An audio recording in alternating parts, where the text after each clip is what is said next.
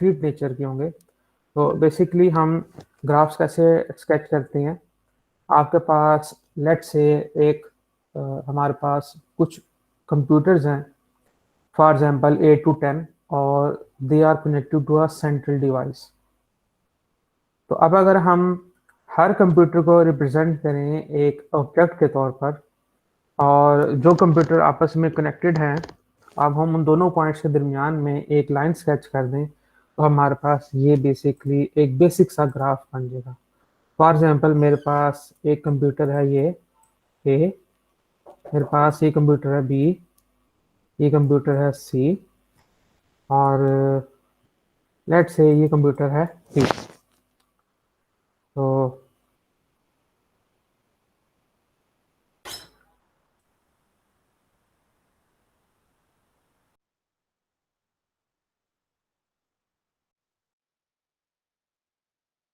तो let's say हमारे पास यहाँ पे एक सर्वर है, मैं इस कंप्यूटर का नाम रख देता हूँ एस। तो मेरे पास ये कंप्यूटर्स जो हैं, ए बी सर्वर से अटैच है, बी सर्वर से अटैच है, सी बी सर्वर से अटैच है, डी भी इस सर्वर से अटैच है। तो हम कहेंगे कि हमारे पास ये A B C S T ये वर्टिसेस है, और हम इसको डिनोट करेंगे यूजली वी के साथ। तो जो वी है वो हमारे पास एक सेट होगा, सेट ऑफ वर्टिसेस। यहाँ पे हमारे पास सेट ऑफ वर्टिसेस क्या हैं, objects A B C D और एस।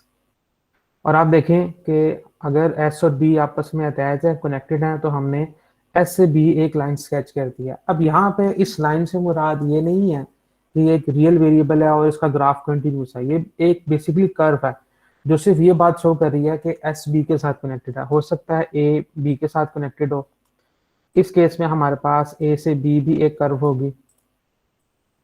तो इसी तरह हमारे पास लेट्स से डी और बी भी कनेक्टेड है, तो हमारे पास वो भी एक एज होगी। और ए और डी आपस में कनेक्टेड हैं, तो हम ए से डी की तरफ भी एक एज बना देंगे। ये जो हमारे पास कर्व है, ये एक स्ट्रेट लाइन भी हो सकती है, ये हमारे पास कर्व भी हो सकता है। तो ये हमारे पास इसकी जो लेंथ है और इसकी जो शेप है वो इररेलेवेंट है। सिर्फ हमारे पास एज ये चीज़ रिप्रेजेंट करता है कि ये दो जो ऑब्जेक्ट्स हैं दे आर कनेक्टेड। तो जो हमारे पास ऑब्जेक्ट्स हैं इनको हम कहेंगे वर्टिसेस, सिंगल हमारे पास होता है वर्टेक्स, या हम इसको कहते हैं नोड्स। तो वी से हम डिनोट करेंगे वर्टेक्स और ई से हम डिनोट करेंगे एज। फॉर एग्जाम्पल एज में हम इसमें एक्स्ट्रा से लेबल भी कर सकते हैं, या फिर हम एक एज के दो एंड पॉइंट शो कर सकते हैं। जैसे ए और एस आपस में कनेक्टेड है, तो हमारे पास जो एज होगा वो होगा ए और एस। बाकायदा हम इसको सेट की फॉर्म में भी लिखते हैं, और समटाइम्स हम इसको एडजेसेंट पोजीशन के साथ भी लिख देते हैं। फॉर एग्जांपल मेरे पास एज का जो सेट है मैं उसको ए से शो करूंगा, तो इसमें मेरे पास एक एज है ई और एस, एक एज है मेरे पास बी और एस, क्योंकि बी भी एस से कनेक्टेड है। इसी तरह ए बी से कनेक्टेड है, तो मेरे पास एक एज होगा ए और बी, और मेरे पास बी और एस भी कनेक्टेड है, तो मेरे पास एस और डी भी एक एज होगा।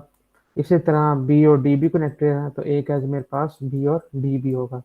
यहाँ पे एक बात और इम्पोर्टेंट है कि जो हमारे पास एज ए सेट हम जो लिख रहे हैं एजेस का, उसमें जो पोजीशन है बी और डी हमारे पास एज है, तो इसमें हम डी और बी भी लिख सकते हैं, क्योंकि यहाँ पे डायरेक्शन नहीं गिवन। यहाँ पे एक पेयर हमें सिर्फ ये बात शो कर रहा है कि ये दोनों वर्टिसेस आपस में कनेक्टेड है थ्रू एन एज। तो ये हमारे पास एक छोटी सी मिसाल है ग्राफ की, और यहाँ पर हमारे पास क्योंकि ऑब्जेक्ट्स हैं वो डिस्क्रीट इन नेचर हैं, तो ये हमारे पास ग्राफ उन ग्राफ से डिफरेंट है जो हम कैलकुलस में डिस्कस करते हैं। तो फॉर एग्जांपल मेरे पास एक पेयर है ए एस, इसमें ए और एस जो है वो हमारे पास एज के एंड पॉइंट्स हैं। तो अगर हमारे पास ये दोनों वर्टिसेस कनेक्टेड हैं थ्रू एन एज, तो हम कहेंगे कि ये दो पॉइंट्स जो हैं वो कनेक्टेड हैं। नेक्स्ट हमारे पास है कि हमारे अगर वर्टिसेस ग्राफ के फाइनाइट हों तो हम उसको कहेंगे फाइनाइट ग्राफ, और अगर वर्टिसेस इन्फिनिट हो जाएं या एजेस हमारे पास इन्फिनिट हो जाएं तो हम उस ग्राफ को कहेंगे एक इन्फिनिट ग्राफ। यूजली हम यहाँ पे जो ग्राफ कंसिडर करेंगे वो सिंपल होंगे और फाइनाइट होंगे। फाइनाइट ग्राफ मीन्स हमारे पास नंबर ऑफ वर्टिसेस जो हैं वो भी फाइनाइट होंगे, और जो नंबर ऑफ एजेस होंगे वो भी फाइनाइट होंगे। एक एग्जांपल हमारे पास गिवन है यहाँ जिसमें डिफरेंट सिटीज हैं और उनके दरमियान में एजेस शो की गए हैं। ये एजेस बेसिकली हमें बता रहे हैं कि ये सिटीज कनेक्टेड हैं through a road. For example San Francisco और Los Angeles they are connected by road, तो ये हमारे पे एक एज है। और फिर इसी तरह ये दोनों सिटीज जो कनेक्टेड है डेनवर से, तो यहाँ पे भी हमारे पास एक एज ड्रॉ किया गया लॉस एंजल्स से डेनवर तक। इसी तरह जो बाकी सिटीज हैं, वो जो डॉट्स हैं, स्मॉल डॉट्स हैं, वो हमारे पास शो कर रहे हैं वर्टिसेस को, और जो लाइंस हैं वो हमारे पास शो कर रही हैं उनके दरमियान में कनेक्शन को, जो कि एजेस हैं। मैंने आपको बताया कि ये जो हमारे पास लाइंस हैं, ये स्ट्रेट लाइंस भी हो सकती हैं, ये कर्व्स भी हो सकती हैं, और यहाँ पे हमारे पास इनकी लेंथ और इनकी शेप जो है वो मैटर नहीं करती। तो बहुत सारी एग्जांपल इसमें गिवन है हमारे पास। आप इसको कम्प्लीटली स्टडी कर सकते हैं, ये आपके लिए सेल्फ जो है वो स्टडी टॉपिक है। जो इससे रिलेटेड टर्म्स हैं वो हमारे पास नेक्स्ट टॉपिक में है, उससे हम देखेंगे। एक चीज हमने यहाँ पे देखें कि लॉस एंजल्स से डेनवर तक हमारे पास एक लाइन तक है हमारे पास। अगर हमारे पास लॉस एंजल्स से डेनवर एक और डिफरेंट पाथ एग्जिस्ट करता है और डिफरेंट आपके पास रोड हो, तो हम यहाँ पे दो एजेस जो हैं वो स्केच कर देंगे। इसका मतलब है कि दो दो सिटीज के दरमियान में दो डिफरेंट रोड्स हैं। तो इस तरह जब आपके पास दो पॉइंट्स के दरमियान एक से ज्यादा एज एग्जिस्ट करे, उसको हम कहते हैं मल्टी एज, या उस ग्राफ को हम कहेंगे इट इज मल्टी ग्राफ। इसी तरह बात हो सकता है कि आपके पास एक ऐसा रोड हो, जैसे आपके पास राउंड शेप में होते हैं, और हमारे पास एक रोड है सैन फ्रांसिस्को से, और वो पूरा कंप्लीटली वापस आपके पास सैन फ्रांसिस्को मूव करता है। तो एक वर्टेक्स से दोबारा उसी वर्टेक्स से जो हमारे पास एज होता है उसको हम कहते हैं लूप। सो अगर दो वर्टिसेस के दरमियान में एक से ज्यादा एज होगा तो हम कहते हैं मल्टी एज, और ग्राफ कहलाएगा मल्टी ग्राफ। और अगर एक वर्टेक्स से उसी वर्टेक्स पे दोबारा हमारे पास अगर एज आ जाएगा तो उसको हम कहते हैं लूप। तो यहाँ हम जो ग्राफ डिस्कस करेंगे जो नेक्स्ट टॉपिक में, और मोस्ट ऑफ द स्टडी हमारे पास जो ग्राफ अगर डिस्कशन होंगे वो सिंपल ग्राफ्स होंगे। अब सिंपल ग्राफ से मुराद क्या है? सिंपल ग्राफ में हम मल्टीपल एजेस भी अलाउ नहीं करते और लूप्स भी नहीं करते। इसका मतलब है simple graphs in which we don't have multiple edges and loops. यहाँ ये डेफिनेशन गिवन है, a graph in which each edge connects to different vertices, and two different vertices means कि अगर सेम वर्टिसेस होंगे तो वो लूप हो जाएगा, और and where no two edges connect the same pair of vertices. तो ये कंडीशन हमें जो है वो रिस्ट्रिक्ट कर रही है कि हम जस्ट एक ही एज बना सकते हैं, मल्टी एजेस नहीं बना सकते। तो इस तरह के ग्राफ्स को हम कहते हैं it is a simple graph. तो अगर कोई भी लूप एग्जिस्ट करेगी तो वो सिंपल ग्राफ नहीं है, अगर मल्टीपल एजेस होंगे तब भी वो सिंपल ग्राफ नहीं होगा। जैसे हमारे पास ये एग्जांपल है, लॉस एंजल्स और डेनवर के दरमियान में हमारे पास दो एजेस है, और डेनवर से शिकागो के दरमियान में हमारे पास तीन एजेस हैं। इसी तरह वाशिंगटन से न्यूयॉर्क भी हमारे पास दो एजेस हैं, शिकागो से न्यूयॉर्क भी हमारे पास दो एजेस हैं। तो ये हमारे पास है मल्टीपल एजेस हैं दो वर्टिसेस के दरमियान। तो ये ग्राफ हमारे पास होगा मल्टी मल्टी ग्राफ्स। इसी तरह जो थर्ड पिक्चर है हमारे पास, उसमें सैन फ्रांसिस्को पे भी एक लूप है, लॉस एंजल्स पे भी एक लूप है, इसके अलावा डेनवर पे भी, शिकागो पे भी। ईच सिटीज पर हमारे पास एक लूप एग्जिस्ट करती है। तो ये भी हमारे पास सिंपल ग्राफ नहीं है, क्योंकि मल्टीपल एजेस भी हैं और लूप्स भी हैं। अब फोर्थ पिक्चर में आप देखें कि हमारे पास इसमें एक ओरिएंटेशन भी एडिट की गई है, हमारे पास एक एरोज भी ऐड की गई है। फॉर एग्जांपल अगर आप सैन फ्रांसिस्को से लॉस एंजल्स की तरफ देखें, तो हमारे पास एक arrow pointed towards Los Angeles है। इसका मतलब है कि हमारे पास सैन फ्रांसिस्को से लॉस एंजल्स की तरफ एक रोड या एक एज एग्जिस्ट करता है। तो इस तरह के हम ग्राफ को कहते हैं इट इज डायरेक्टेड ग्राफ। तो डायरेक्टेड ग्राफ से रिलेटेड भी कुछ हम रिजल्ट्स प्रूफ करेंगे, लेकिन ज्यादातर हमारे पास जो कंसर्न होगा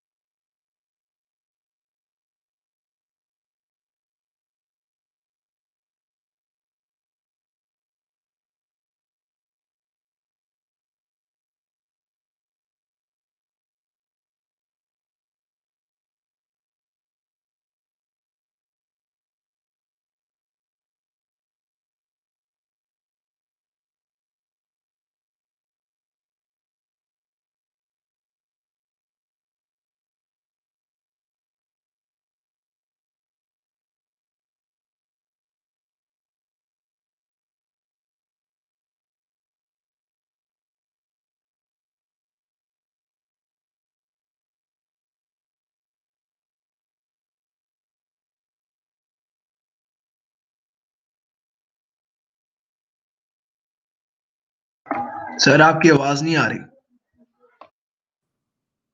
ओके, अब आ रही है आपको आवाज? जी सर।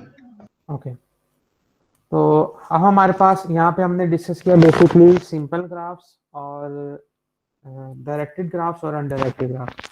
शुरू में जब हमने एग्जांपल्स दी तो वो थी अनडायरेक्टेड ग्राफ्स की। अगर हर ग्राफ में हम डायरेक्शन ऐड कर दें एरोस की कि किस पॉइंट से किस पॉइंट तक मूव कर रही है, तो हम कहते हैं ये एक डायरेक्टेड ग्राफ है। और हमने यहाँ पे देखा जैसे इस एग्जाम्पल में भी दो सिटीज के दरमियान में हमारे पास एजेस हैं और उस पे डायरेक्शन जो है वो एरो की मदद से पॉइंट की गई है, तो इसको हम कह देंगे डायरेक्टेड ग्राफ। अब डायरेक्शन जो है वो दो साइड पे भी हो सकती है, दो एजेस के थ्रू, और इन एजेस को हम कहेंगे ये हमारे पास डायरेक्टेड एज है। तो पहले जो ग्राफ हमने डिस्कस किए वो थे अनडायरेक्टेड ग्राफ्स, क्योंकि उसमें हमारे पास डायरेक्शन एड नहीं थी। इस केस में हम क्या करते हैं कि जो एजेस हैं उसको हम इंस्टेड ऑफ टेक्स्ट की फॉर्म में हम उसको ऑर्डर पेयर की फॉर्म में लिखते हैं। ऑर्डर पेयर में इसलिए क्योंकि हमारे पास यहाँ पे ऑर्डर पेयर का जो पहला एलिमेंट है वो शो करता है कि किस पॉइंट से एज स्टार्ट हो रहा है, और जो सेकंड नंबर है वो शो करता है कि किस वर्टेक्स तक वो एज मूव कर रहा है। अब ऑर्डर पेयर में पोजीशन चेंज कर देंगे तो जो एरो की डायरेक्शन है वो भी चेंज हो जाएगी, और जो एरो है वो वी से यू की तरफ पहुंचेगा। तो अगर हमारे पास जैसे मैंने यहाँ पे शो किया कि सैन फ्रांसिस्को को अगर हम एस से डिनोट करें और लॉस एंजल्स को एल से, तो हमारे पास एस एल एक ऑर्डर पेयर है क्योंकि एस से एल की तरफ एक हमारे पास एरो है। इसी तरह डेनवर और शिकागो हमारे पास दोनों साइडेड में डायरेक्टेड एजेस हैं, आर्क्स हैं, तो हमारे पास दोनों ऑर्डर पेयर एग्जिस्ट करेंगे, एल डी और डी एल। और क्योंकि ऑर्डर पेयर की फॉर्म में ये दोनों ऑर्डर पेयर डिफरेंट है, तो हमारे पास ये बात शो करती है कि ये दो डिफरेंट एजेस हैं। तो ये कुछ एग्जांपल्स हैं, और हमारे पास यहाँ पे एक टेबल भी गिवन है जो कि इन बातों को समराइज कर रहा है। जैसे पहला हमारे पास है सिंपल ग्राफ। सिंपल ग्राफ के केस में हमारे पास हम अनडायरेक्टेड ग्राफ्स की बात कर रहे हैं, मल्टीपल एजेस नहीं है। मल्टीपल एजेस मीन्स के दो डिस्टिंक्ट ऑब्जेक्ट के दरमियान में एक से ज्यादा एज है। और लूप का मतलब ये है आपके पास एक ऑब्जेक्ट है, एक वर्टेक्स है, और एज उसी वर्टेक्स से स्टार्ट होकर उसी वर्टेक्स पर एंड हो रहा है। तो हमारे पास सिंपल ग्राफ्स में मल्टीपल एजेस भी नहीं होते और लूप्स भी नहीं होते। तो ज्यादातर जो हम टॉपिक्स डिस्कस करेंगे उसमें ये दो रिस्ट्रिक्शंस लगाई जाती हैं। ज्यादातर जो रिजल्ट्स हैं वो फाइनाइट सिंपल ग्राफ्स के लिए वैलिड है। जब हम डायरेक्टेड ग्राफ्स की बात करेंगे तो हम आप एक्सप्लिसिटली स्टेट करेंगे कि ये रिजल्ट होल्ड करता है डायरेक्टेड ग्राफ्स के लिए। तो ज्यादातर जो हमारी डिस्कशन है that would be about simple graphs. Multi graphs means हमारे पास यहाँ पर मल्टीपल एजेस जो हैं वो अलाउड हैं। फिर नेक्स्ट हमारे पास है सूडोग्राफ्स। सूडोग्राफ में हमारे पास मल्टीपल एजेस भी अलाउड हैं और लूप्स भी अलाउड हैं। तो simple directed graph it means हमारे पास ग्राफ्स में एजेस की डायरेक्शन ऐड कर दी गई है, तो ये एजेस अब आर्क भी कहलाएंगे और हम उसको डायरेक्टेड एज भी कह सकते हैं। तो सिंपल का वर्ड हमने यूज कर दिया, इसका मतलब है एज मल्टीपल एज भी अलाउड नहीं है और लूप्स भी अलाउड नहीं है। फिर डायरेक्टेड मल्टीग्राफ, इसका मतलब है डायरेक्शन भी एडिड है और मल्टीपल एजेस भी अलाउड हैं और लूप्स भी अलाउड है। मिक्स ग्राफ मीन्स के कुछ एजेस पे हमारे पास डायरेक्शन है और कुछ पर डायरेक्शन ऐड नहीं है। तो ये कुछ एग्जांपल्स हैं। नीचे हमारे पास बहुत सारी एग्जांपल्स दी हुई हैं सोशल साइंसेस से, कंप्यूटर साइंसेस से, और इसमें मॉडल्स बनाए गए हैं कि आपके पास सोशल नेटवर्क्स में अगर आप डिफरेंट ऑब्जेक्ट्स उनको वर्टिसेस कंसिडर कर लें और उनके दरमियान जो कनेक्शंस हैं उनके एजेस कंसिडर कर लें, तो ये हमारे पास ग्राफ है। एक बात फिर मैं आपको रिपीट कर दूं कि ये ग्राफ हमारे पास जो कैलकुलस में पढ़े जाने वाले ग्राफ्स हैं उनसे डिफरेंट इन नेचर हैं। तो आप इसको कह सकते हैं कि ये जो ग्राफ्स हैं ये डिस्क्रीट इन नेचर है। एक वर्टेक्स से दूसरे वर्टेक्स तक जो आप एज बना रहे हैं उसकी शेप वो स्ट्रेट लाइन भी हो सकता है, एज भी हो सकता है, कर्वी भी हो सकता है, और उसमें लेंथ भी डिफर वेरी कर सकती है। तो लेंथ उसकी काउंट नहीं होती, जस्ट जो दोनों को वर्टिसेस को कनेक्ट किया गया वो सिर्फ एक कनेक्शन शो कर रहा है। और दूसरी चीज हमारे पास यहाँ पर ये है कि यहाँ पर जो ऑब्जेक्ट्स हैं, जो वर्टिसेस हैं, वो डिस्क्रीट इन नेचर है, वो एक दूसरे के साथ कंटिन्यूस कोई रिलेशनशिप नहीं है। तो यहाँ पे हमारे पास बहुत सारे एग्जांपल्स हैं। For example acquaintanceship and friendship graphs. अगर आप तमाम स्टूडेंट्स क्लास में जो स्टूडेंट्स हैं उन सबको एज ए वर्टिसेस कंसिडर कर लें और जो दो स्टूडेंट्स आपस में फ्रेंड्स हैं तो आप वहाँ पे एक लाइन स्केच कर दें जो कि शो करेगा कि ये दोनों स्टूडेंट्स हैं वो आपस में फ्रेंड्स हैं। इस तरह का आप एक ग्राफ मॉडल बना सकते हैं। इन्फ्लुएंस ग्राफ्स बना सकते हैं कि जैसे आप सबॉर्डिनेट्स और जो वर्कर्स होते हैं उनके दरमियान एक ग्राफ बना सकते हैं, कोलैबोरेशन ग्राफ बना सकते हैं। एक डिपार्टमेंट दूसरे डिपार्टमेंट के साथ कोलैबोरेट कर रहा है, प्रोजेक्ट्स पर काम कर रहा है, तो जो आपके पर्सनस होंगे, जो वर्कर्स होंगे, रिसर्चर्स होंगे, आप उसको ऑब्जेक्ट्स बना लें और जो स्टूडेंट या जो डिपार्टमेंट जिस दूसरे डिपार्टमेंट के साथ कोलैबोरेट कर रहा है उसको आप एक एच के थ्रू कनेक्ट कर सकते हैं। ये डिफरेंट हमारे पास एग्जांपल्स हैं। कम्युनिकेशन नेटवर्क्स है, आप यूज करते हैं डिफरेंट टोपोलॉजीज जैसे यूज करते हैं, स्टार टोपोलॉजी, मैश टोपोलॉजी। तो वो बेसिकली क्या होती है, वो एक ग्राफ मॉडल ही होता है, जैसे वेब ग्राफ्स हैं। और यहाँ पे डिफरेंट एग्जांपल शो की गई हैं, जैसे ये एक आपके पास एक कोड यूज किया गया और एक ये दूसरा कोड यूज किया गया। इन दोनों कोड्स का जो कनेक्शन है उसको एक एच के थ्रू रिप्रेजेंट किया गया है। कॉल ग्राफ के इस नंबर से आपने इस नंबर पर कॉल किया तो एक एज बन गया। इसी तरह हमारे पास सॉफ्टवेयर डिजाइन एप्लीकेशंस हैं जिसमें मॉड्यूल डिपेंडेंसी ग्राफ्स हैं, precedence graphs and concurrent proceedings हैं, ट्रांसपोर्टेशन नेटवर्क्स हैं। आप किसी भी आपके पास हाउसिंग स्कीम है उसका आप एक स्ट्रक्चर बनाते हैं और फिर उसमें जो हाउसेस बनाते हैं और उनके जो एक दूसरे के साथ जो रोड्स और इंटरकनेक्शन बनाते हैं वो भी एक हमारे पास एक ग्राफ मॉडल है। यहाँ पे कुछ और एग्जांपल्स दी हुई है, रोड नेटवर्क्स की दी हुई है, ट्रांसपोर्टेशन प्लान जो प्लानिंग होती है उसके लिए हमारे पास नेटवर्क्स होते हैं। बायोलॉजिकल नेटवर्क्स हैं जिसमें हमारे पास प्रोटीन प्रोटीन इंटरेक्शन नेटवर्क्स हैं। एक प्रोटीन दूसरे प्रोटीन के साथ मिलकर एक थर्ड प्रोटीन बना रहा है, या बात हमारे पास बायो इन्फॉर्मेटिक्स में भी यूज होता है। तो बहुत सारी चीजों में आपके पास ही ग्राफ रिलेटेड है। आप डिफरेंट ऑब्जेक्ट्स को वर्टिसेस चूज कर लें और उनके दरमियान जो रिलेशनशिप है उसको आप एज से रिप्रेजेंट करें, या आप खुद भी स्टडी कर सकते हैं। तो इसमें बेसिकली इस टॉपिक में हमारे पास just related to notion of graph, what is meant by simple graph, directed undirected graph और ग्राफ मॉडल से जो बेसिक हमारा टारगेट है वो है नेक्स्ट टॉपिक, जिसमें हमारे पास फ्यू बेसिक डेफिनेशंस हैं और बहुत ही स्ट्रेट फॉरवर्ड और बहुत ही इजी डेफिनेशंस हैं। जब आप उसको रीड करेंगे तो आपको वो क्लियरली आइडिया हो जाएगा कि इट इज अबाउट व्हाट। तो फॉर एग्जांपल हमारे पास सबसे पहले दो वर्टिसेस हैं, लेट्स से यू और वी, और हमारे पास अनडायरेक्टेड ग्राफ है। मैंने आपको बताया कि जो बेसिक हमारे पास ज्यादातर डिस्कशन होगी वो सिंपल अनडायरेक्टेड ग्राफ से रिलेटेड होगी। तो दो वर्टिसेस जो हैं, फॉर एग्जांपल ये हमारे पास एक वर्टेक्स है u और एक दूसरा वर्टेक्स है v।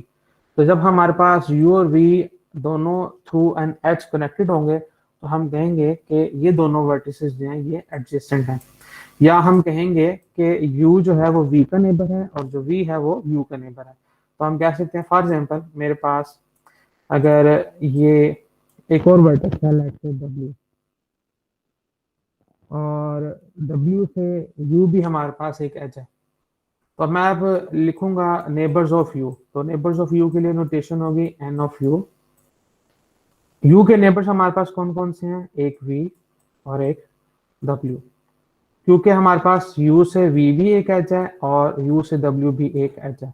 तो U के जो नेबर्स हैं वो हमारे पास V और W हैं, लेकिन अगर मैं बात करूंगा V के नेबर्स की तो V के नेबर सिर्फ U है। इसी तरह W का नेबर देखूंगा तो W का नेबर भी जस्ट एक U है। तो हम कहेंगे कि V और W they are adjacent to U, या अगर हम सिंगली बात करें V is adjacent to U, हम कह सकते हैं W is adjacent to U। और इसी तरह बात का जैसे हमारे पास इनडायरेक्ट ग्राफ है, इसको जो एजेस होंगे वो हम लिखेंगे U और V, और दूसरा एज हमारे पास होगा U और W। तो बात साथ हम यहाँ पे सेट्स की नोटेशन को स्किप कर देते हैं और हम एज को लिख देते हैं एडजेसेंट पोजीशन पर। U एंड V ये क्या है हमारे पास, U और V, और दूसरा एज हमारे पास है U और W। तो हम इसको सेट की बजाय दो एडजेसेंट पोजीशंस पर लिख लेते हैं, तो हम कहते हैं कि ये एक एज है। और समटाइम्स हम क्या करते हैं, कि इन एजेस को अलग से एक लेबल कर लेते हैं। फॉर एग्जांपल इस वाले एज को मैं कह देता हूँ इट इज H1 और सेकंड वाले को मैं कह देता हूँ H2। तो H1 मेरे पास क्या है, U से V तक, और H2 मेरे पास है U से W। तो ये हमारे पास डिफरेंट एजेस हैं। डिपेंड्स अपॉन चॉइस और आपकी अंडरस्टैंडिंग पे कि आप एज ए सेट की फॉर्म में लिख लेते हैं, एडजेसेंट पोजीशन पे लिख लेते हैं, या उन एजेस को अलग से लेबल कर लेते हैं। नेक्स्ट हमारे पास है कि the set of all neighbours of a vertex V of G। Neighbours means कि आपके पास V जो है वो किन किन वर्टिसेस के साथ अटैच है, किन किन वर्टिसेस के साथ एडजेसेंट है। जैसे ऊपर मैंने आपको बताया कि U जो है वो दो वर्टिसेस के साथ एडजेसेंट था, V और W के साथ। तो नेबरहुड ऑफ U जो है हमने अभी देखा, neighbourhood of U it is V and W। V and W। और अगर मैं बात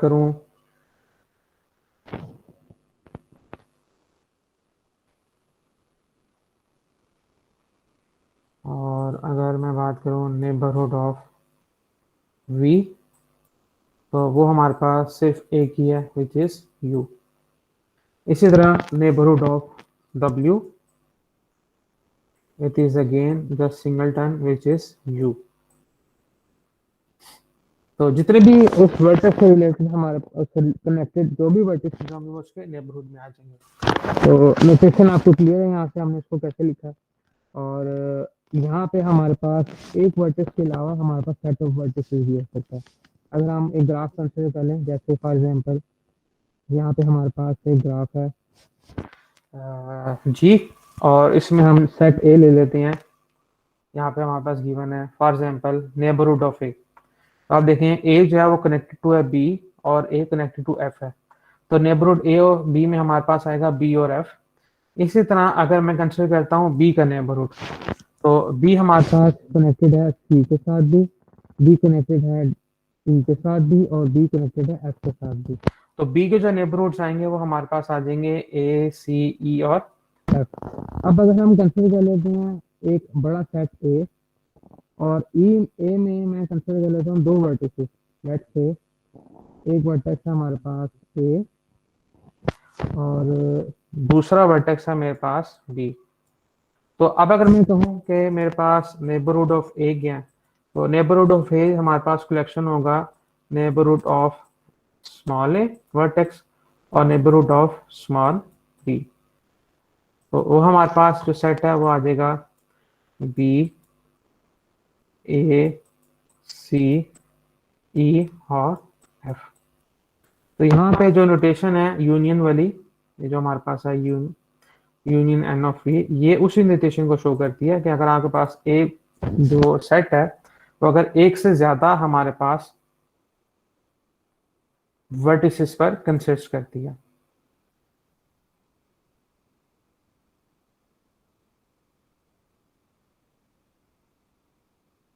करेंगे और फिर उनका कलेक्शन हम एज ए वन सेट लिख लेंगे, तो हमारे पास आ जाएगा neighbour of that set. Next हमारे पास है definition degree of a vertex. तो डिग्री ऑफ अ वर्टेक्स का मतलब है कि आपके पास उस वर्टेक्स से कितने वर्टेक्स कनेक्टेड हैं। जैसे हमारे पास ये ग्राफ है जी, इसमें ए जो है वो हमारे पास दो वर्टिसेस के साथ कनेक्टेड है, बी और एफ के साथ। तो ए की डिग्री क्या होगी 2। इसी तरह हमारे पास बी जो है, हम देखते हैं बी कनेक्टेड है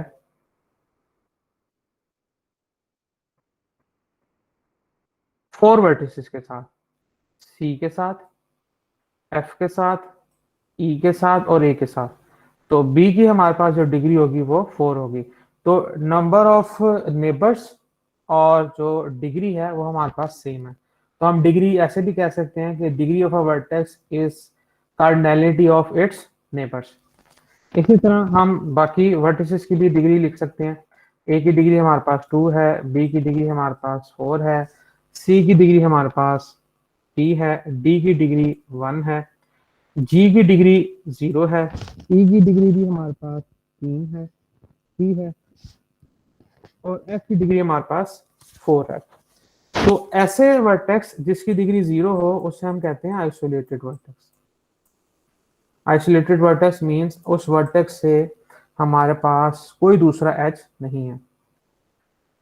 ओके, सी की 4 है, सी की जो हमारे पास डिग्री है इट इज 4, क्योंकि सी कनेक्टेड है बी से, एफ से, ई से और डी से। तो जिस वर्टेक्स की डिग्री हमारी 0 होगी उसको हम कहते हैं आइसोलेटेड वर्टेक्स। और जैसे जी हमारे पास है, इसमें जी जो है वो किसी भी दूसरे वर्टेक्स के साथ कनेक्टेड नहीं है, तो जी का किसी भी वर्टेक्स के साथ कोई एज एग्जिस्ट नहीं करता, जी को हम कहेंगे आइसोलेटेड वर्टेक्स। इसी तरह हमारे पास जिस वर्टेक्स की डिग्री 1 होती है उसको हम कहते हैं पेंडेंट वर्टेक्स। पेंडेंट वर्टेक्स जिसमें जिस वर्टेक्स की डिग्री हमारे पास 1 हो। तो बी हमारे पास यहाँ पे पेंडेंट वर्टेक्स है। अब हम जाते हैं इसी के साथ जो दूसरा ग्राफ है हमारे पास एच।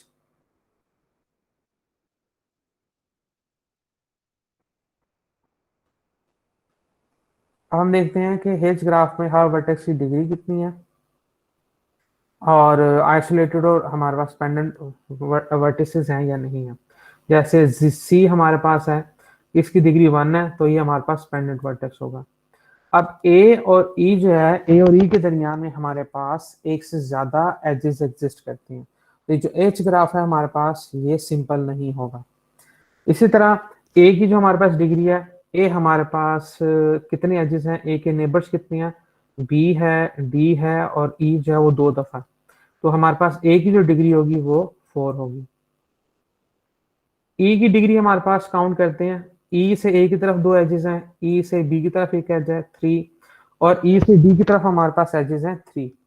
तो हमारे पास इसकी जो ई की डिग्री होगी वो होगी टोटल 6, क्योंकि ई जो है हमारे पास 6 एजेस उसके साथ इंसिडेंट है। तो 2 वर्टेक्स आपस में एडजेसेंट होंगे और एजेस जो है वो उस वर्टेक्स के साथ इंसिडेंट होगा। अब डी की डिग्री हमारे पास कितनी है, 1, 2 और 3 एजेस ई के साथ है, तो डी की डिग्री हमारे पास होगी 5। जब आपके पास एक लूप एग्जिस्ट करता है तो लूप जो है वो डिग्री में 2 दफा काउंट होता है। जैसे डी जो है वो बी के साथ है, तो ये वाला जो एज है ये हमारे पास डिग्री 2 में ऐड करेगा। एक एच सी के साथ है, एक डी के साथ है, एक ई के साथ है, एक ए के साथ है, तो टोटल हमारे पास डिग्री हो जाएगी 6। 4 उसके साथ कनेक्टेड है और जो 2 हैं वो लूप की वजह से ऐड हुआ है, तो बी की जो डिग्री होगी वो हमारे पास होगी 6। ओके,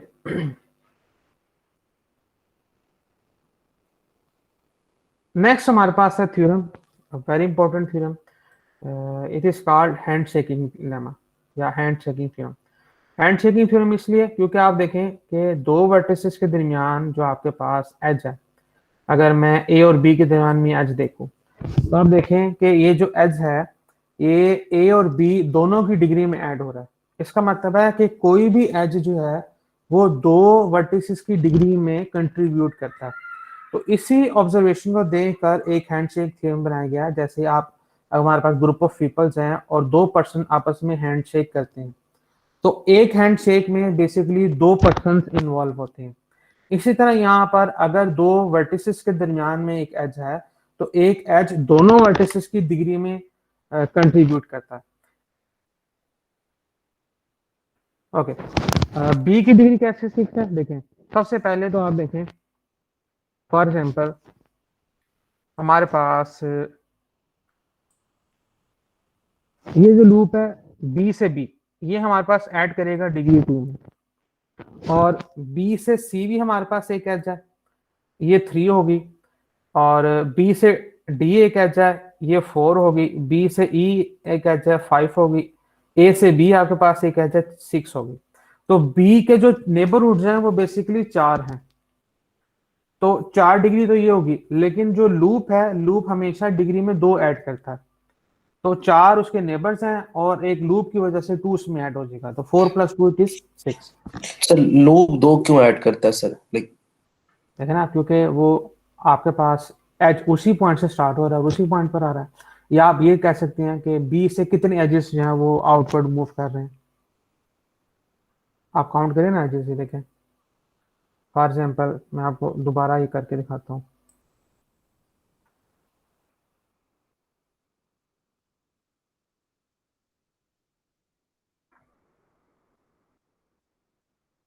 हमने काउंट करने हैं कि बी से जो एजेस हैं वो कितने, बी के साथ जो एजेस है वो कितने इंसिडेंट हैं।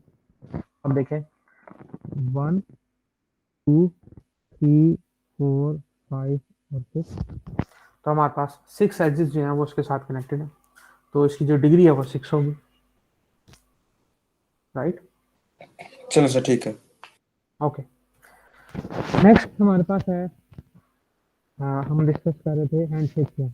तो हैंडशेक थ्योरम की जो बेसिक हमारे पास जो इंट्यूशन है वो यही है कि जब आप एक एज कंसिडर करते हैं, जैसे ए और बी का एज है, तो एक एज हमारे पास जो उसके एंड पॉइंट्स हैं, दोनों एंड पॉइंट्स की डिग्री में कंट्रीब्यूट करता है। तो एज तो एक है लेकिन कंट्रीब्यूट जो है वो, जी लूप जो है, मैंने आपको ये बात बताया, लूप जो है वो डिग्री में 2 ऐड करता है, क्योंकि वो लूप दो दो एंड से एडजेसेंट है ना, उस इंसिडेंट है उस वर्टेक्स के साथ। तो जब भी आपके पास लूप आएगा तो आप उस लूप की वजह से 2 ऐड कर देंगे। अब हम डिस्कस कर रहे थे hand shaking theorem. Hand shaking theorem की इंट्यूशन ये है, जब आप 2 पर्सन आपस में हाथ मिलाते हैं तो हाथ एक दफा मिलाते हैं लेकिन वो दोनों पर्सन जो है उसमें इन्वॉल्व होते हैं। इसी तरह एक एज के 2 एंड पॉइंट्स होते हैं, तो जब आप नंबर ऑफ एजेस को काउंट करेंगे तो आप 2 वर्टेक्सेस की डिग्री में ऐड कर रहे हैं। तो हैंडशेक थ्योरम ये कहता है आपके पास जो सम ऑफ डिग्रीज है वो 2 टाइम्स एजेस होगा। तो एजेस की जो कार्डिनलिटी है, अगर आप उसको 2 से मल्टीप्लाई करेंगे, इट इज सेम एज आप डिग्री का सम करें। अब हम इसको चेक करते हैं इस ऊपर वाली एग्जांपल से। तो जैसे हमारे पास ग्राफ दी है, यहाँ पे हम देख लेते हैं कि एजेस कितने हैं। फॉर एग्जाम्पल 1 2 3 4 5 6 7 8 9, हमारे पास एजेस की कार्डिनलिटी है इट इज 9। अब हम देख लेते हैं हर वर्टेक्स की जो डिग्री है वो कितनी है। ए की डिग्री 2 है, बी की डिग्री 4 है, सी की डिग्री भी 4 है, डी की डिग्री 1 है, जी की डिग्री 0 है, ई की डिग्री 3 है, एफ की डिग्री भी 4 है। अब हम इनका सम कर लेते हैं। तो 2 + 4 6, 6 + 5 11, 11 और प्लस 7 18। तो हमारे पास जो सम ऑफ डिग्री आया इट इज 18। तो हैंडशेक लेमा ये कहता है जो सम ऑफ डिग्रीज है it is 2 times number of edges. तो आप देखें नंबर ऑफ एजेस हमारे पास 9 थे और जो सम ऑफ डिग्री आया वो हमारे पास 18 आया। तो ये हमारे पास है very important theorem handshake lemma, जो कि हम आगे भी यूज करेंगे। जब आपके पास अगर एक डिग्री सीक्वेंस गिवन हो तो हम वहां से कैसे चेक करेंगे कि इस डिग्री सीक्वेंस का ग्राफ पॉसिबल है या नहीं, तो हम वहां पे यूज करेंगे हैंडशेक लेमा। दूसरी इंपॉर्टेंट चीज इसमें क्या है कि आपके पास ये देखें, ये जो 2 टाइम्स एजेस है ये इवन नंबर है, और जो सम है जो इसकी लेफ्ट हैंड साइड है वो भी ऑब्वियसली बात है इवन होगी। इसका मतलब है कि अगर हमारे पास कोई वर्टिसेस जो जिनकी डिग्री ऑड होगी वो हमेशा इन पेयर होंगे, यानी कि जैसे यहाँ पे आप देखें कि ई की डिग्री मेरे पास 3 है और डी की डिग्री है मेरे पास 1 है, तो यही दोनों ऐसे वर्टिसेस हैं जिनकी डिग्री ऑड है। तो ऑड डिग्री वाले वर्टिसेस जो हैं वो भी इवन इन नंबर्स होंगे, ऑड नहीं हो सकते, क्योंकि अगर ये ऑड होंगे तो ऑड नंबर्स का सम ऑड ही होता है। इवन नंबर्स और ऑड नंबर्स का सम ऑड होगा, जो कि हमारे पास इस हैंडशेक लेमा को डिनाई करता है। तो ये हमारे पास एक इसकी हैंडशेक लेमा की एक प्रोलॉजी सी है। तो फर्स्ट थ्योरम हमारे पास है हैंडशेक लेमा के sum of degree is 2 times number of edges. और दूसरी हमारे पास क्या थ्योरम है इससे रिलेटेड, आप इसकी क्रोलरी भी कह सकती हैं कि किसी भी अनडायरेक्टेड ग्राफ में जो और डिग्री के वर्टिसेस होंगे वो इवन होंगे। यहाँ पे इसका छोटा सा प्रूफ भी किया गया, क्योंकि लेफ्ट हैंड साइड जो है वो इवन है तो राइट हैंड साइड भी इवन होनी चाहिए। ये उसी वक्त पॉसिबल हो सकता है जब हमारे पास ये नंबर जो सम ऑफ डिग्री है इवन हम कह सकते हैं वो वर्टिसेस हैं जिनकी डिग्री इवन है, और V2 हम कह सकते हैं वो वर्टिसेस हैं जिनकी डिग्री ऑड है। तो जब आपने वो वर्टिसेस का सम अलग कर लिया जिनकी डिग्री इवन है और वो वर्टिसेस का सम अलग कर लिया जिसकी डिग्री ऑड है, तो ये अगर ऑड होगा, अगर आपके पास ये सम ऑड होगा ये इवन होगा और ये हमारे पास इवन हो, तो यूजिंग नंबर थ्योरी जो हमने डिवीजन वाला रूल किया था, अगर ये इवन है ये इवन है तो इन दोनों का जो सम और डिफरेंस है वो भी इवन होना चाहिए। आपको याद होगा जब हमने किया था a divides b, a divides c, तो a divides their linear combination b plus c. इसका मतलब है कि अगर बी इवन है सी इवन है तो ये वाला नंबर जो है ये भी इवन होना चाहिए। तो ये हमारे पास एक छोटा सा इसका प्रूफ है कि हमारे पास ऑड नंबर वर्टिसेस की जो ऑड डिग्री के जो वर्टिसेस होंगे वो भी इवन इन नंबर्स होंगे। ओके, अब हम देख लेते हैं कि इन केस हमारे पास अगर डायरेक्टेड ग्राफ है उस केस में एजिस को हम कैसे शो करेंगे। तो हम एजिस को लिखेंगे एज ऑर्डर पेयर और कहेंगे u is adjacent to v और v is adjacent from u, it depends upon direction of. और जब हम ऑर्डर पे u भी लिखेंगे इसका मतलब है कि एज u से स्टार्ट हो रहा है और v पर एंड हो रहा है, तो u हमारे पास होगा इसका इनिशियल वर्टेक्स और v हमारे पास होगा इसका टर्मिनल या एंड वर्टेक्स। अब हम यहाँ पे यूज करेंगे डिग्री विथ प्लस साइन और minus sign.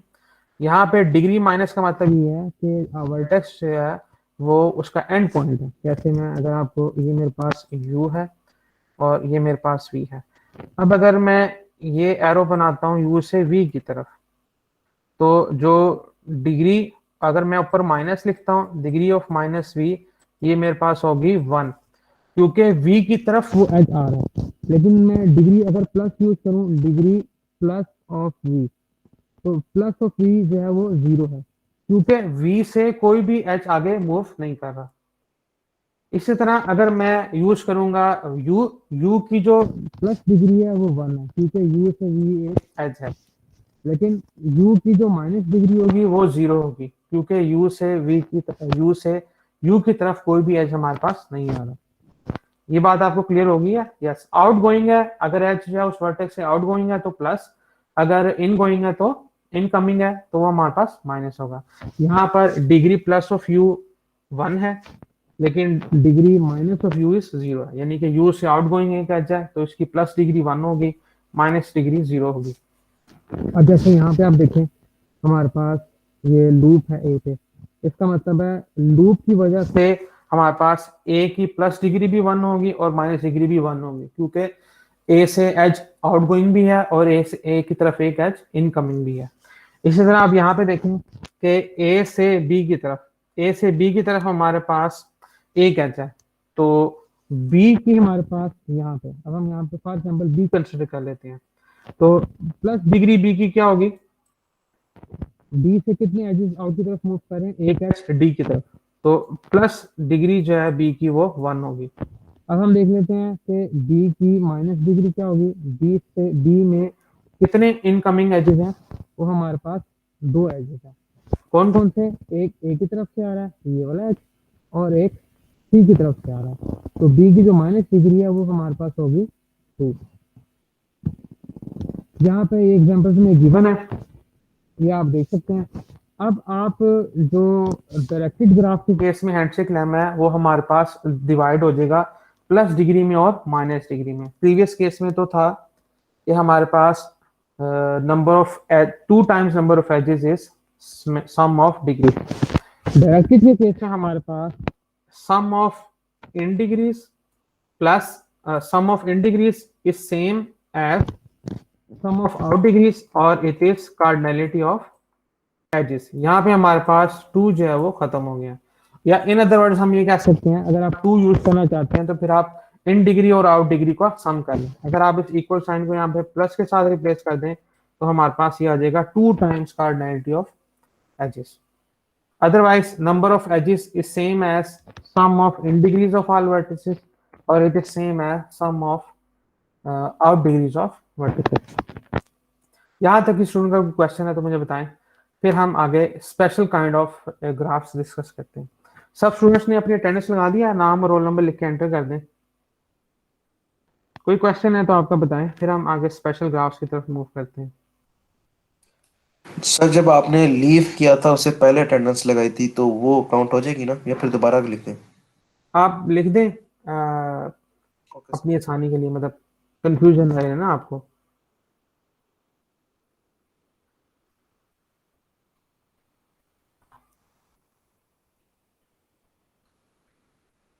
Okay, no question. अब हम मूव करते हैं। हमारे पास different types of question graphs हैं जो कि हमें हेल्प करते हैं करेक्टराइजेशन में और क्लासिफिकेशन करने में। और according to nature of question और नेचर ऑफ प्रॉब्लम हम उस ग्राफ्स की हेल्प से उसकी डिस्कशन कर सकते हैं।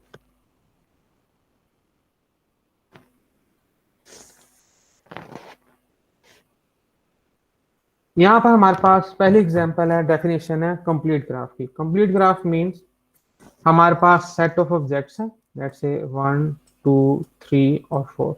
तो मैं इस फर्स्ट वाले को कह देता हूँ ये मेरे पास V1 है, फर्स्ट वर्टेक्स है। इसे मैं कह देता हूँ वर्टेक्स 2 है, इसे मैं कह देता हूँ वर्टेक्स 3 है, और इसे मैं कह देता हूँ वर्टेक्स 4 है।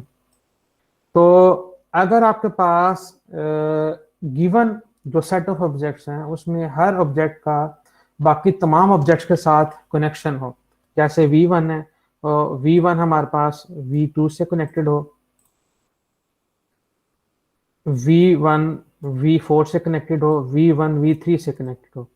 इसी तरह V2 V1 से कनेक्टेड है, V2 V3 से कनेक्टेड हो, V2 V4 से कनेक्टेड हो, V4 V2 से कनेक्टेड हो, V1 से हो और V4 से हो। तो इस तरह के ग्राफ को हम कहते हैं complete graph. Complete graph means कि आपके पास कोई भी दो वर्टिसेस आप लें, उन दोनों के दरमियान में अगर एक एज हो तो हम कहते हैं इट कंप्लीट ग्राफ। नीचे एग्जांपल्स गिवन है, जैसे आपके पास अगर एक वर्टेक्स है तो हमारे पास एक वर्टेक्स से कोई भी एज नहीं बनाया जा सकता। एक एज के लिए हमारे पास दो डिस्टिंक्ट वर्टेक्सेस होना जरूरी है सिंपल ग्राफ के लिए। तो यहाँ पे हम नोटेशन यूज करते हैं कंप्लीट ग्राफ के लिए कैपिटल के, और नीचे हम लिखते हैं नंबर ऑफ वर्टिसेस। जैसे यहाँ पे आप देख सकते हैं K1 लिखा है, इसका मतलब है complete graph on one vertex. और यहाँ पे हम बात करें सिंपल ग्राफ की। अब जितने भी हम ग्राफ डिस्कस करेंगे वो सिंपल ग्राफ होंगे, अनलेस अदरवाइज हम स्टेट करेंगे कि ये डायरेक्टेड ग्राफ है या मल्टीपल ग्राफ है या सूडो ग्राफ है। अब नेक्स्ट हमारे पास है दो वर्टिसेस हैं, और दो वर्टिसेस के दरमियान में हमारे पास एक ही एज हो सकता है जो कि सिंपल ग्राफ है। तो K2 रिप्रेजेंट करता है complete graph on two vertices. Next हमारे पास थ्री वर्टिसेस हैं, तो हमारे पास complete graph on three vertices है, इसको हम डिनोट करेंगे K3 से। फिर चार वर्टिसेस हैं, चार वर्टिसेस के दरमियान में हमारे पास कंप्लीट ग्राफ है, इसको डिनोट करेंगे K4 से। एक बात ध्यान में रखिए कि यहाँ पर जो स्केच हम कर रहे हैं ग्राफ को, sketching of graph different way में हो सकती है। मैं आपको इस K4 को एक डिफरेंट वे में भी स्केच करके दिखाता हूँ। तो इंपॉर्टेंट चीज क्या है, आपको ये ज़हन में होना चाहिए कि वर्टिसेस कितने हैं और हर दो वर्टिसेस के दरमियान में आपके पास एक एच है। रिप्रेजेंटेशन डिफरेंट हो सकती है। फॉर एग्जांपल देखें 1 2 3 4।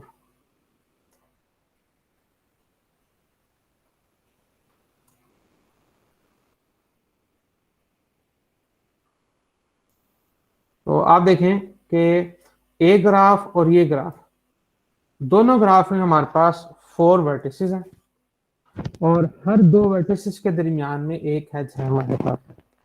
तो ये दोनों ग्राफ एक जैसे हैं। हम आगे नोटेशन यूज करेंगे आइसोमॉर्फिक ग्राफ्स की भी, तो वहां से भी हमारी बात क्लियर हो जाएगा।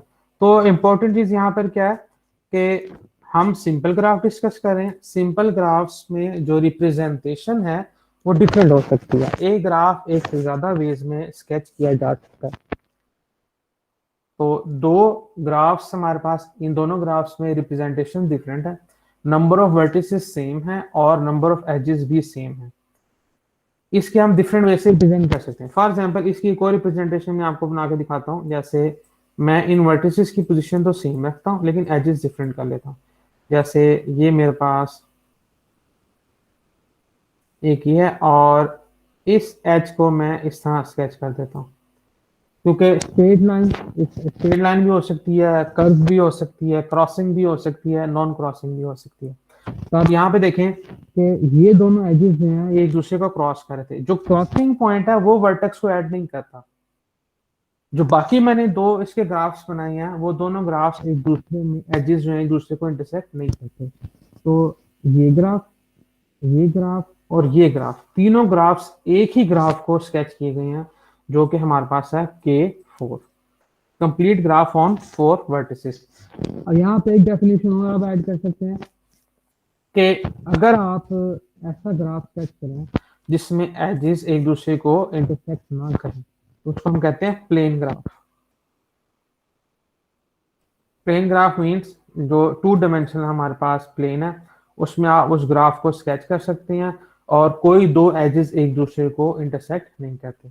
नेक्स्ट हमारे पास है 5 वर्टिसेस पर कंप्लीट ग्राफ बनाया गया है, 6 वर्टिसेस पर, जिसको हम K5 और रिस्पेक्टिवली K6 कहेंगे। नेक्स्ट डेफिनेशन हमारे पास है साइकिल।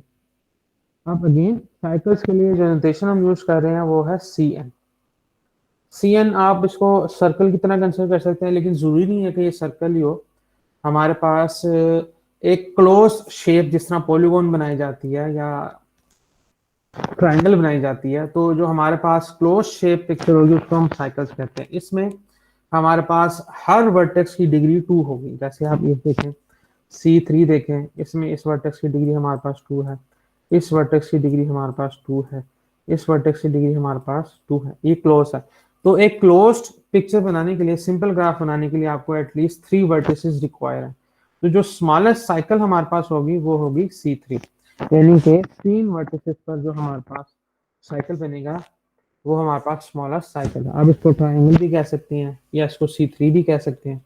इसी तरह 4 वर्टिसेस पर जो आपके पास बनेगी शेप, उसको हम कहेंगे साइकिल। अगेन इसकी इसकी जो स्केचिंग है वो डिफरेंट हो सकती है, जैसे 1 2 3 4।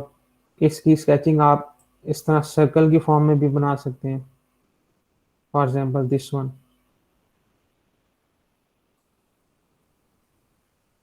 तो ये भी हो सकती है और इससे भी डिफरेंट हो सकती है, फॉर एग्जांपल 1 2 3 4। तो ये भी हमारे पास इसकी स्केचिंग हो सकती है। यहाँ पे हमारे पास लेंथ ऑफ कर्व और shape of curve is has no meaning. तो ये जो C4 है वो इस तरह क्वाड्रिलेटरल स्क्वायर की फॉर्म में भी बना सकते हैं, इस तरह सर्कल की फॉर्म में भी बना सकते हैं, इस इरेगुलर शेप में भी बना सकते हैं। नेक्स्ट हमारे पास है 5 वर्टिसेस पर और 6 वर्टिसेस पर। तो दूसरी इंपॉर्टेंट चीज यहाँ पर क्या है कि हमारे पास हर वर्टेक्स की डिग्री 2 है। अगर हम इसमें से कोई एक एज रिमूव कर दें, फॉर एग्जांपल C3 में से एक एज रिमूव कर दें, तो हमारे पास ये बन जाएगा पाथ। पाथ कैसे होगा, देखें ये 1 2 और 3, कोई एक एज में रिमूव कर देता हूँ तो मेरे पास शेप इस तरह की बन जाएगी। इसका मतलब ये एक पाथ है। तो जब साइकिल में से आप एक एज रिमूव कर देते हैं तो जो रिमेनिंग पिक्चर हमारे पास बचती है उसको हम कहते हैं पाथ। मैं आपको एक और बना के दिखाता हूँ। फॉर एग्जांपल मेरे पास let's say 1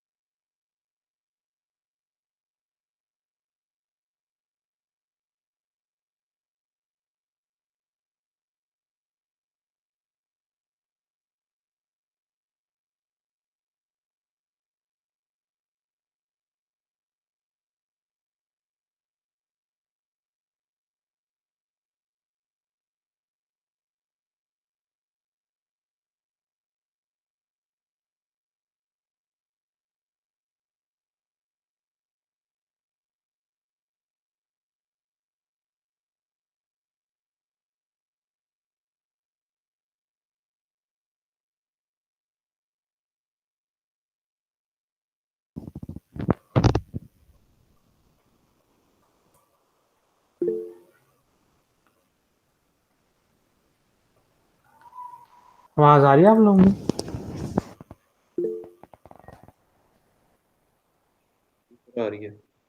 okay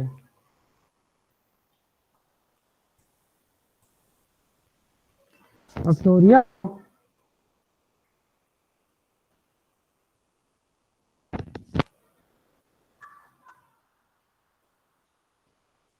screen visible है, बुक विजिबल है आपको?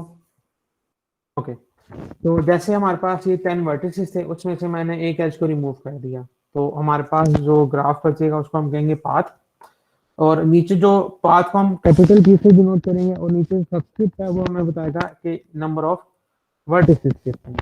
तो साइकिल हमारे पास, इसको हम शो करेंगे C N N number of vertices, path को हम शो करेंगे P N N number of vertices. तो जो वर्टिसेस होंगे हमारे पास साइकिल के केस में वो होंगे एन, साइकिल के केस में भी एन होंगे और पाथ के केस में भी एन होंगे। लेकिन एजिस के केस, साइकिल के केस में जो एजिस होंगे वो हमारे पास एन होंगे, लेकिन पाथ के केस में एजिस हमारे पास एन माइनस वन होंगे, क्योंकि हमने एक एज उसमें से डिलीट कर दिया था। तो साइकिल के केस में नंबर ऑफ वर्टिसेस और नंबर ऑफ एजिस सेम होते हैं। पाथ के केस में हमारे पास जो नंबर ऑफ एजिस है वर्टेक्स से एक कम हो जाता है। तो ये हमारे पास कुछ ग्राफ्स हैं, पाथ और कंप्लीट ग्राफ और साइकिल ग्राफ। नेक्स्ट हमारे पास डेफिनेशन है व्हील ग्राफ की। व्हील ग्राफ हमारे पास साइकिल ग्राफ से एक्सटेंड किया जाता है। तो जैसे व्हील ग्राफ को मैं डिनोट करूंगा डब्ल्यू एन से, तो wheel graph it is W N. तो एन अगेन हमारे पास यहाँ पे एक छोटी सी हम नोटेशन यूज करेंगे कि डब्ल्यू एन में जो एन है वो हमारे पास साइकिल के वर्टिसेस को शो कर रहा है। टोटल वर्टिसेस हमारे पास एक से इससे एक ज्यादा होगा, क्योंकि आप जैसे मेरे पास अगर मैं W4 बनाता हूँ, W4 का मतलब है मेरे पास 4 वर्टिसेस का साइकिल है, तो मेरे पास 4 वर्टिसेस होंगे साइकिल पर। ये C4, इस C4 में मैं एक वर्टेक्स ऐड करूंगा, तो मैंने सेंटर में एक वर्टेक्स ऐड कर दिया, और बाकी जो वर्टिसेस हैं उनको मैं इससे कंबाइन कर लूंगा, तो मेरे पास ये आ जाएगा W4। अगेन मैं आपको बता दूं कि जो रिप्रेजेंटेशन है इसकी नहीं, कंप्लीट ग्राफ और व्हील ग्राफ दोनों डिफरेंट होते हैं। अब मैं आपको एक बात ये बता दूं लाजमी तौर पे कि रिप्रेजेंटेशन ग्राफ्स की डिफरेंट हो सकते हैं। ऐसे W4 को मैं एक और वे में स्केच कर सकता हूँ, जैसे ये देखें 1 2 3 4। अब मेरे पास 4 वर्टिसेस पर साइकिल थी, तो मैं उसको ऐसे भी स्केच कर सकता हूँ, एक साइकिल है।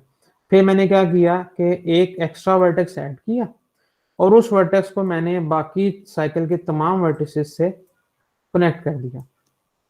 तो ये मेरे पास जो है वो व्हील ग्राफ बन गया। अब मे भी आपको यहाँ ये शो हो रहा है W4 की वजह से। अब ये W4 है लेकिन ये K5 नहीं है। अब आप देखें इसमें 5 आपके पास वर्टिसेस हैं, तो व्हील में ये जो n है ये स्मॉल n शो करता है आउटर साइकिल पर कितने वर्टिसेस हैं। जो टोटल इसके वर्टिसेस होंगे वो एक ज्यादा होगा, n+1 होगा। तो अब आपके ज़हन में ये होगा कि ये जैसे जुल्करनैन ने पूछा कि ये कंप्लीट ग्राफ है, लेकिन आप इसमें जब आप ज्यादा n वर्टिसेस लेंगे तो हो सकता है वो डिफरेंट हो। मे बी आपके पास जैसे ये देखें W3 के केस में तो वो शायद आपको सेम लग रहा है, लेकिन आप ये देखें कि इस वर्टेक्स से इस वर्टेक्स तक कोई एज नहीं है, तो ये हमारे पास कंप्लीट ग्राफ तो नहीं हो सकता ना। कंप्लीट ग्राफ का मतलब तो ये है कि हर दो डिस्टिंक्ट वर्टिसेस के दरमियान में एज हो। तो आप ये देखें इस वर्टेक्स से, जैसे इस वर्टेक्स से इस वर्टेक्स तक, इस वर्टेक्स और इस वर्टेक्स के दरमियान में कोई एज नहीं है, ये हमारे पास कंप्लीट ग्राफ नहीं है। कंप्लीट ग्राफ और wheel graph they are different. तो यहाँ पे आप देखें हमारे पास W4 गिवन है, W4 है तो वर्टिसेस हमारे पास 5 हैं, W3 है तो वर्टिसेस हमारे पास 4 हैं, W5 है तो वर्टिसेस हमारे पास 6 हैं। सेंटर वाला वर्टेक्स है वो ऐड किया गया। W6 है, इसका मतलब है हमने C6 कंसिडर किया, C6 में हमने एक सेंटर वाला वर्टेक्स ऐड कर दिया। सिंगल वर्टेक्स को आप K1 भी कह सकते हैं। नेक्स्ट हमारे पास डेफिनेशन है क्यूब्स की, ये n क्यूब्स की हैं। एंड अगेन हमारे पास यहाँ पे शो कर रहा है लेंथ ऑफ बिट स्ट्रिंग। यहाँ पे हम ग्राफ बनाएंगे, इसको हम कहते हैं एन डायमेंशनल हाइपर क्यूब भी कह सकते हैं, एन क्यूब भी कह सकते हैं और क्यू एन भी कह सकते हैं। जैसे फॉर एग्जांपल अगर मैं स्केच करता हूँ, अगर मैं कहूँ two dimensional cube, two dimensional cube का मतलब है Q2। अब Q2 का मतलब है मैंने टू लेंथ के बिट स्ट्रिंग्स बनाने हैं। तो टू लेंथ के बिट स्ट्रिंग मेरे पास कौन कौन से हो सकते हैं? 00, 01, 10 और 11। तो अब हम क्या करेंगे कि फॉर एग्जांपल मैं इसको एक थोड़ा सा ऑर्डर में लिख देता हूँ ताकि मुझे बनाने में ग्राफ बनाने में आसानी हो। अब ये मेरे पास टू लेंथ के यही 4 बिट स्ट्रिंग जो है वो पॉसिबल है। तो 2 बिट स्ट्रिंग जो है वो कनेक्टेड होंगे अगर दोनों में जस्ट एक पोजीशन पर चेंज हो। जैसे आप देखेंगे 00 है, 00 और 01 में सिर्फ एक पोजीशन पर चेंज है, तो ये दोनों बिट स्ट्रिंग जो है वो कनेक्टेड होंगे। इसी तरह आपके पास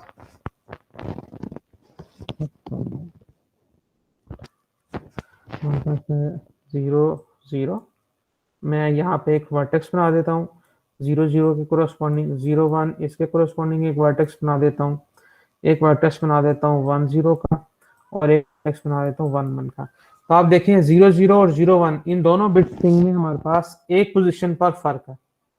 इसका मतलब यह है कि हमारे पास 00 और 01 कनेक्टेड हो गए। इसी तरह 00 और 10 इन दोनों में हमारे पास एक पोजीशन पर फर्क है, तो ये दोनों कनेक्टेड होंगे। 10 जो है वो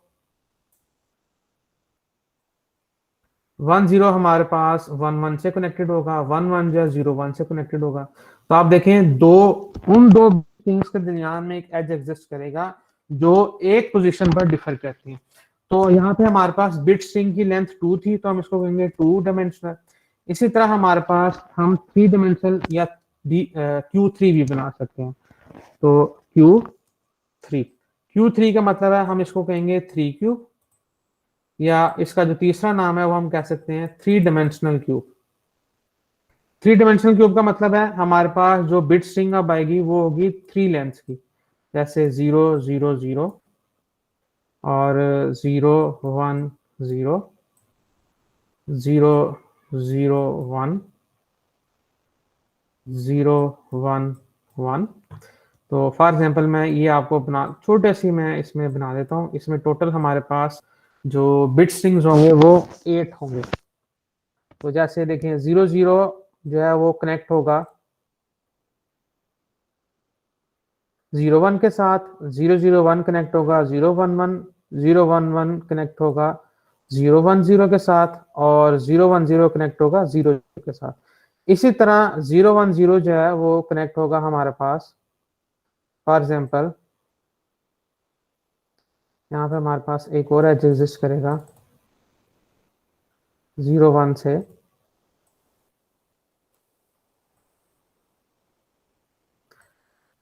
110। इसी तरह यहाँ पे एक और एज होगा हमारे पास 100। 100 जो है वो कनेक्ट होगा इस 00 के साथ। इसी तरह 1011 ये भी हमारे पास कनेक्ट होगा